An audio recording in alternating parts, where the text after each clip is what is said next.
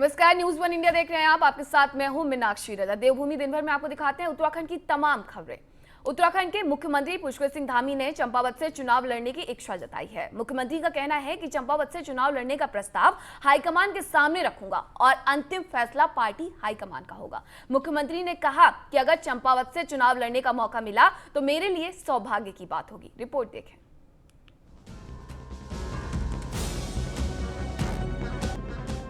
उत्तराखंड के मुख्यमंत्री पुष्कर सिंह धामी ने चंपावत से उपचुनाव लड़ने की इच्छा जाहिर की है। बनबसा में जनसभा को संबोधित करते हुए मुख्यमंत्री पुष्कर धामी ने कहा कि पार्टी हाईकमान के सामने वो चंपावत से चुनाव लड़ने का प्रस्ताव रखेंगे। हाईकमान का फैसला ही अंतिम होगा।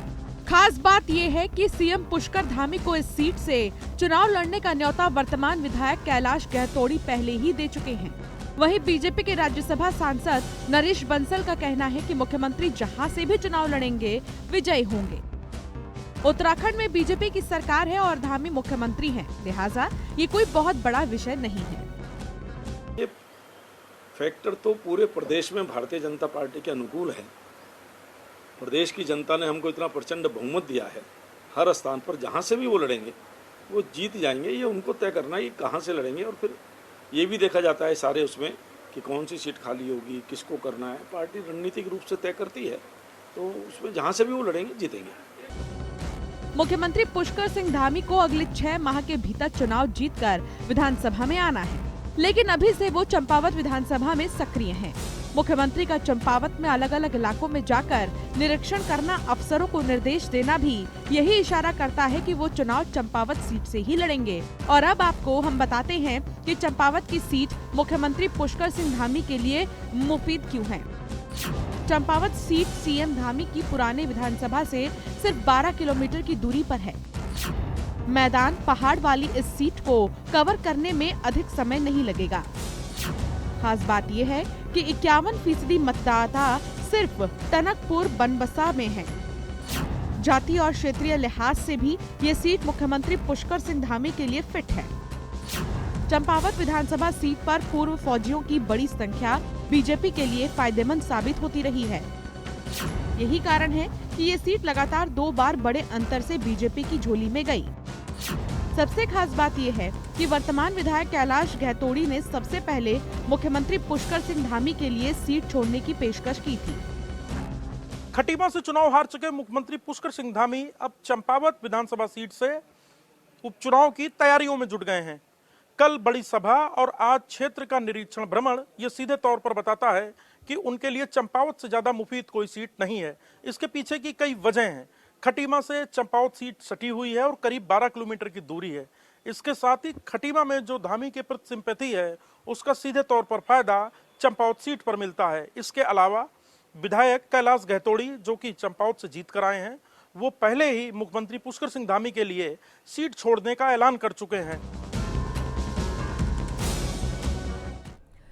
मुख्यमंत्री पुष्कर सिंह धामी अपनी दूसरी पारी में भी जोरदार बैटिंग कर रहे हैं। कर्मचारियों और आम जनता के हित में एक के बाद एक फैसले ले रहे हैं। शुक्रवार को सरकार ने विभिन्न श्रेणियों के सफाई कर्मचारियों का मानदेय बढ़ाने का शासन आदेश जारी किया है। मुख्यमंत्री धामी ने शहरी विकास विभाग के अंतर्गत तैनात पर्यावरण मित्रों का मानदेय बढ़ाकर 500 रुपए प्रतिदिन कर दिया है। मानदेय बढ़ोतरी के प्रस्ताव को मुख्यमंत्री ने मंजूरी दे दी है। इसका लाभ प्रदेश के लगभग 6000 पर्यावरण मित्रों को मिलेगा। सरकार के इस फैसले से स्वच्छता के सिपाहियों को हिंदू नव संवत्सर का तोहफा मिला है।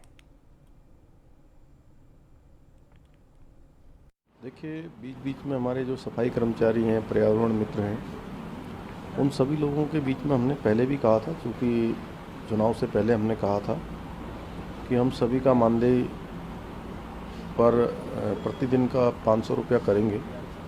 और हमारी नई सरकार के गठन होते ही हमने इसका शासनादेश निकाल दिया है।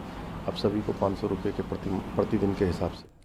सीएम ने नवरात्रि के पहले दिन बनबसा में माता पूर्णागिरी धाम के दर्शन किए। इस दौरान उनकी पत्नी गीता धामी भी उनके साथ मौजूद रहीं। पूजा अर्चना कर मां भगवती का आशीर्वाद लिया। सीएम ने प्रदेश वासियों को नवरात्रि की हार्दिक बधाई और शुभकामनाएं दी हैं और कहा है कि शरणागतों का कल्याण करने वाली मां दुर्गा सभी के जीवन में सुख, शांति और सौभाग्य लाए।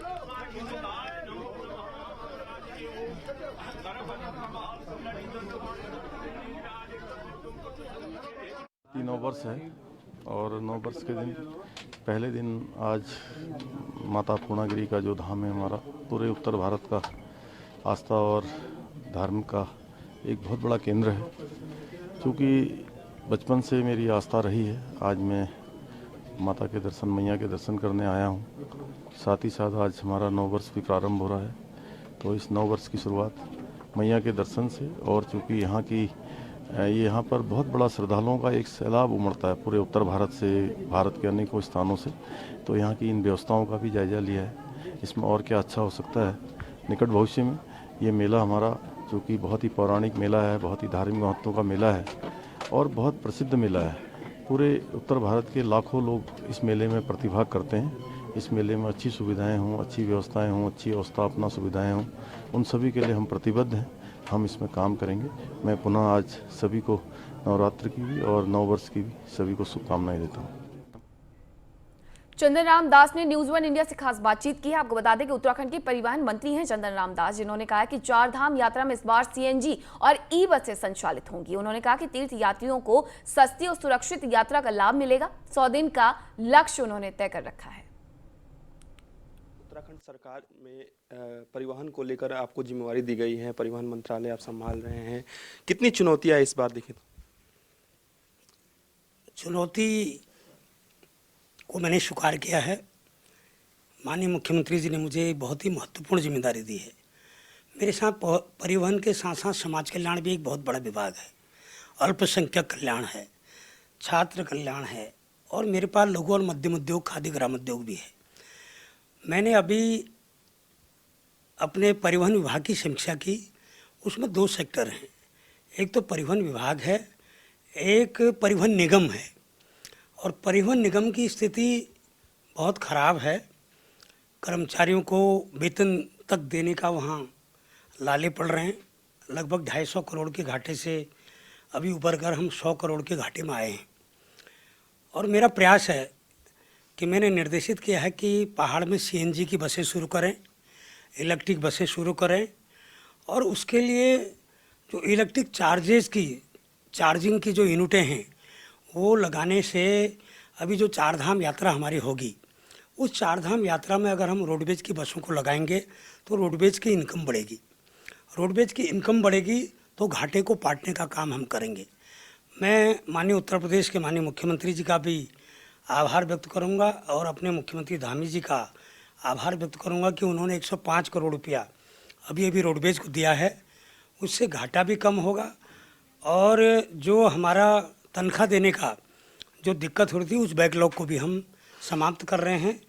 मैंने निर्देशित किया है, मैं 100 दिन का मैंने रोड मैप दिया है अपने विभागीय अधिकारियों को कि 100 दिन के अंदर कम से कम जो 100 करोड़ का हमारा घाटा है उसको ठीक करके, अभी मृत्यु आश्रित के कई मामले हैं, जो रिटायर्ड कर्मचारी हैं उनको उनका देयक है, बहुत से देयक है, वहाँ चुनौती बहुत है।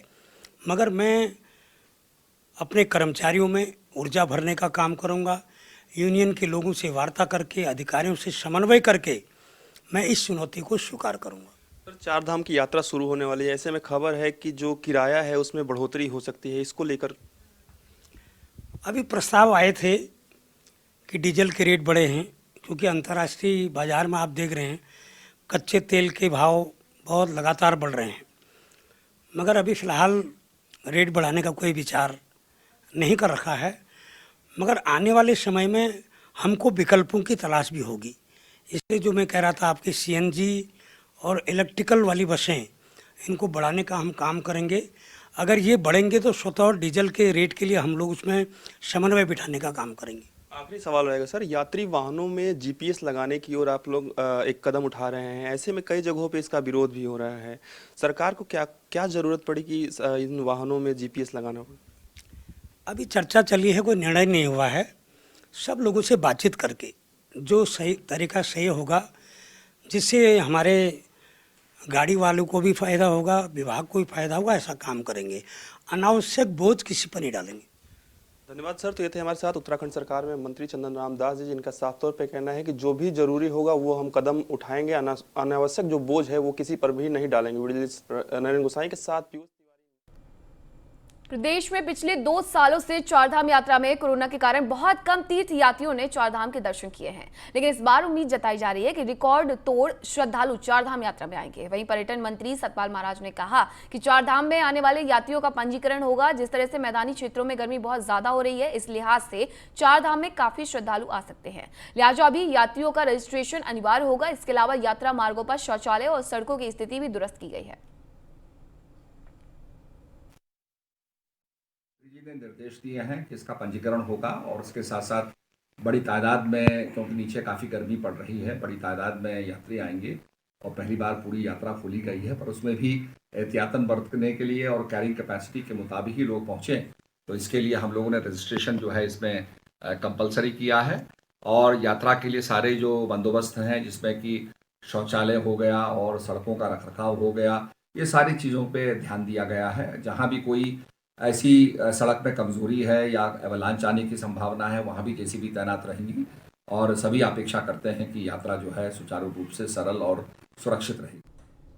केदारनाथ यात्रा के इस सीजन में तीर्थ यात्रियों को बेहतर से बेहतर सुविधाएं मिले, इसको लेकर जिलाधिकारी मनोज गोयल ने एक बैठक का आयोजन किया है। वहीं तीर्थ यात्रियों की सुविधा के साथ ही इस बार पर्यावरण संतुलन का भी ध्यान रखा जाएगा। ऐसे में केदारनाथ यात्रा के सफल संचालन को लेकर प्रशासन ने तीर्थ पुरोहितों के साथ एक बैठक की है। इस मौके पर विधायक शैला रानी रावत ने कहा कि इस यात्रा सीजन में श्रद्धालुओं की बड़ी संख्या में आने की संभावना है, लिहाजा सभी व्यवस्थाओं को पहले से ही दुरुस्त कर लिया जाए।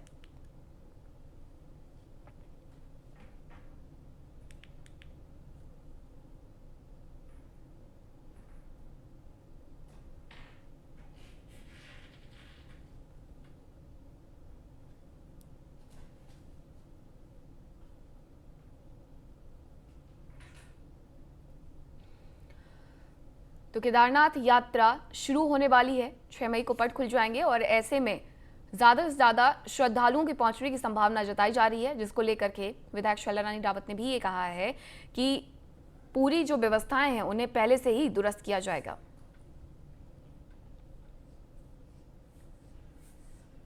रुक करते हैं देहरादून का, जहां कोरोना काल के दौरान संविदा पर रखे गए करीब 600 से अधिक युवाओं को अब बाहर का रास्ता दिखा दिया गया है। शनिवार को यमुना कॉलोनी में धन सिंह रावत मंत्री के बुलावे पर पहुंचे युवा और भी आक्रोशित हो गए जब स्वास्थ्य मंत्री धन सिंह रावत युवाओं से नहीं मिले और सीधे रवाना हो गए। इस मामले पर कांग्रेस का कहना है कि बीजेपी के चुनावी जुमले सरकार गठन के 1 सप्ताह के भीतर ही सामने आने लगे हैं और ये बेहद गलत निर्णय है। युवाओं के हितों पर कुठाराघात बर्दाश्त नहीं होगा, राज्य सरकार उचित निर्णय ले।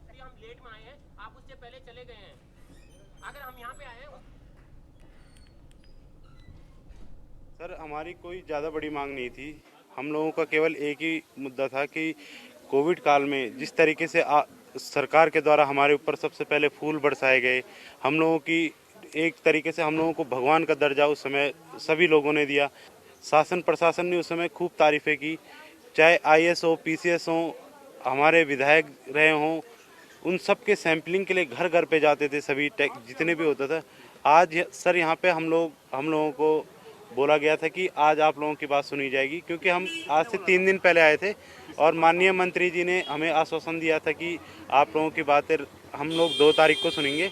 लेकिन इस समय हम लोग यहाँ पे 8:30-9 बजे से बैठे हुए हैं और मंत्री जी पीछे के दरवाजे से निकल गए, तो ये हमारे लिए बहुत ही थोड़ा हमें दुख है इस चीज़ का। सर, हमारे अंदर अभी भी एक उम्मीद है, हम अभी भी उनका वेट करेंगे, क्योंकि उन्होंने 2 तारीख बोला था। तो हम लोग सर 8 दिन से अपना कार्य बहिष्कार करके OPD के बाहर अपना बैठे थे और कल भी हम पूरा दिन सुबह से बैठ के 8 बजे से बैठ के 8:30 बजे रात को घर गए हैं और हमने हमारे सभी साथियों को ये उम्मीद थी कि सर आज हमें कुछ बताएंगे, हमारे बारे में कुछ आश्वासन देंगे, लेकिन सर अभी हमसे मिल नहीं पाए। लेकिन उम्मीद अभी भी है, हम अभी भी सर आज उनसे मिल के रहेंगे। आज 2 तारीख है, कोई नहीं, हम वेट करें।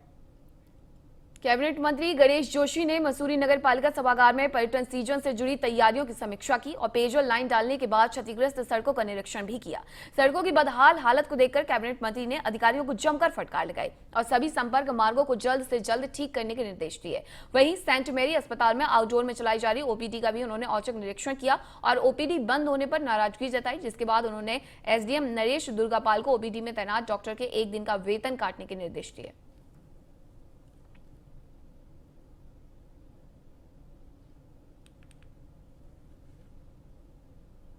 काम नहीं करेगा तो काम नहीं तो वेतन नहीं। मतलब डॉक्टर जैसे जिम्मेदार व्यक्ति और मुझे को जानकारी दी थी। परसों जो मीटिंग में था, मैंने अधिकारियों को बुलाया था, मुझसे कहा गया था कि सेंट मेरी में ओपीडी चल रही है। आज मैंने अपने एक कार्यकर्ता को वहां पर चेक करने के लिए भेजा और 1 बजे मैं खुद वहां पर पहुंचा। डॉक्टर वहां पर नहीं था। हमने उसका 1 दिन का वेतन काटने के लिए आज कह दिया है, आगे चेतावनी दी है। भविष्य में अगर ऐसी गलती की जाएगी तो उससे बड़ी सजा उसको मिल सकती है। साथ ही हमने सारे विभागीय अधिकारियों को आज यहाँ पर बुलाया था और 15 दिन के अंदर सारी व्यवस्थाओं को दुरुस्त करने के लिए हमने कहा है।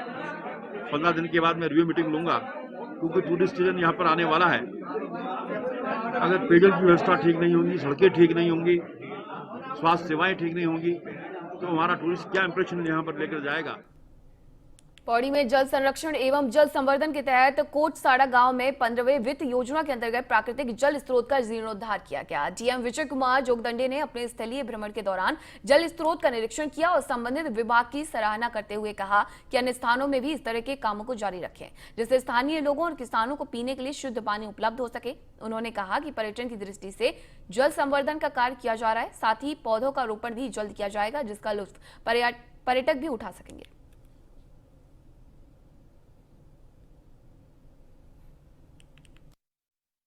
कोट में जो प्राकृतिक जल स्रोत है वहाँ पर कार्य किया गया है, उसको जीर्णोद्धार किया गया है।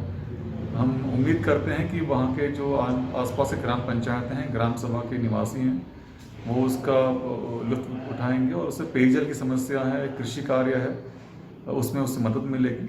और पर्यटन की दृष्टि से भी हम प्रयास कर रहे हैं कि हर विकास खंड में ऐसा एक पर्यटन स्थल जहाँ पर पानी की व्यवस्था हो, जहाँ पर नैसर्गिक वृक्षारोपण हो उसका, ताकि लोग वहाँ पर आकर अपना समय बिता सकें और साथ साथ में उससे खेती और जीवन दोनों को उपलब्धता हो सके। खबर मसूरी से, जहां राधा कृष्ण मंदिर के सभागार में मजदूर संघ का वार्षिक सम्मेलन एवं चुनाव संपन्न हो गया, जिसमें अध्यक्ष पद पर रणजीत सिंह एवं महामंत्री पद को देवी गोदयाल को चुना गया है। नवनिर्वाचित अध्यक्ष रणजीत सिंह का कहना है कि मजदूरों में एकता को बनाए रखना उनका प्रमुख उद्देश्य होगा। वहीं नवनिर्वाचित सचिव देवी गोदयाल ने कहा कि जिस प्रकार से मजदूरों के हकों को मारा जा रहा है एवं उनके साथ अन्याय किया जा रहा है, उसके खिलाफ आवाज उठाई जाएगी।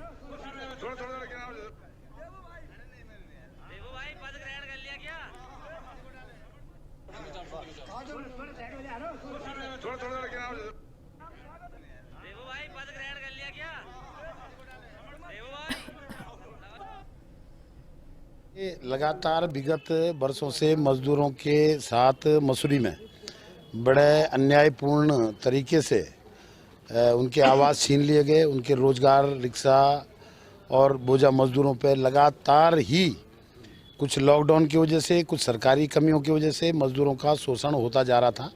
इसी क्रम को देखते हुए आगे मजदूरों ने ये तय करा कि आगे संघर्ष करने की आवश्यकता है और मजदूर हितों की रक्षा करने की आवश्यकता है। इसलिए मुझे इन सब लोगों ने, मजदूर संघ के सभी साथियों ने पदाधिकारी बनाया। काशीपुर में नाबालिग से दुष्कर्म का मामला सामने आया है, जहां एक अधेड़ ने बच्ची के साथ दुष्कर्म किया। बताया जा रहा है कि बच्ची अपने रिश्तेदार के घर जा रही थी, तभी एक तांत्रिक हाजी नजाकत ने मासूम को अपने घर में खींच लिया और वारदात को अंजाम दिया। बच्ची के शोर मचाने पर आसपास के कुछ लोगों ने नाबालिग को बाबा के चंगुल से बचाया। वहीं सूचना मिलने पर पुलिस ने आरोपी के खिलाफ पॉक्सो समेत कई धाराओं में मुकदमा दर्ज कर लिया है और उसे गिरफ्तार कर लिया गया।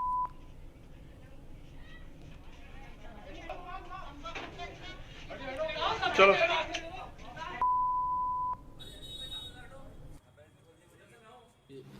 कल शाम की घटना है। इसमें एक नाबालिग बालिका के साथ दुष्कर्म एक व्यक्ति के द्वारा किया गया है, जिसका नाम नजाकत है और ये अली खां मोहल्ले का रहने वाला है।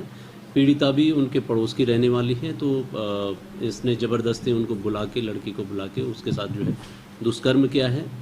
पीड़िता का जो है मेडिकल कराया गया है और आरोपी को गिरफ्तार करके न्यायालय में पेश किया जाए। वहीं काशीपुर में ऐतिहासिक चैती मेले का शुभारंभ हो गया है। उधम सिंह नगर के डीएम युगल किशोर पंत और एसएसपी डॉक्टर मंजुनाथ टीसी ने ध्वजारोहण कर मेले का शुभारंभ किया है। इस मौके पर बीजेपी विधायक त्रिलोक सिंह चीमा, पूर्व सांसद केसी सिंह बाबा समेत पूर्व विधायक हरभजन सिंह चीमा भी शामिल रहे। साथ ही पुलिस की भी तैनाती रही। वहीं डीएम युगल किशोर पंत ने कहा कि कोरोना के चलते 2 साल बाद मेले का आयोजन किया गया है।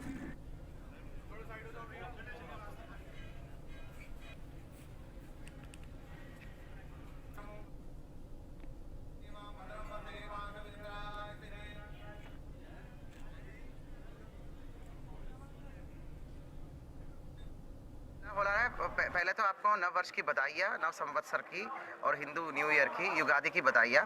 और अभी पर्याप्त मात्रा में हमने फोर्स का तैनाती किया है। एक एडिशनल एसपी है, 2 सीओ, काफ़ी भारी मात्रा में इंस्पेक्टर्स, सब इंस्पेक्टर्स, पीएसी और पुलिस बल को है। सादे में भी हमने तैनाती किया है। 2 साल बाद मेला हो रहा है। पहले तो आपको नव वर्ष की बधाइयाँ, नव संवत्सर की और हिंदू न्यू ईयर की, युगादि की बधाइयाँ।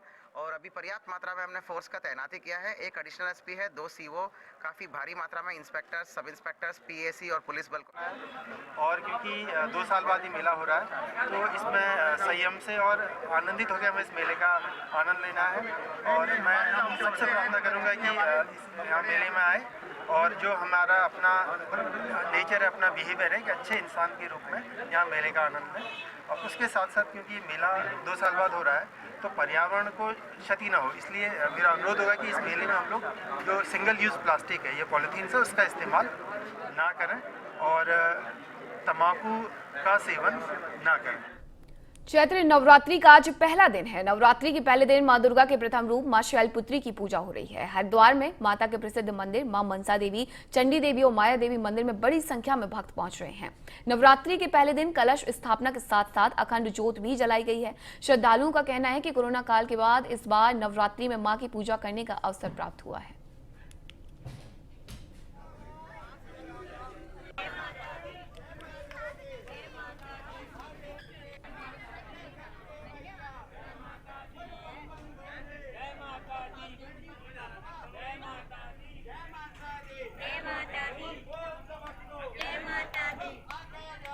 तो नवरात्रि का आज पहला दिन है। मां शैलपुत्री की पूजा अर्चना की जा रही है। हरिद्वार की ये तस्वीरें आप देख सकते हैं जहां श्रद्धालु बड़ी संख्या में माता के दर्शन करने के लिए मंदिर पहुंचे हैं।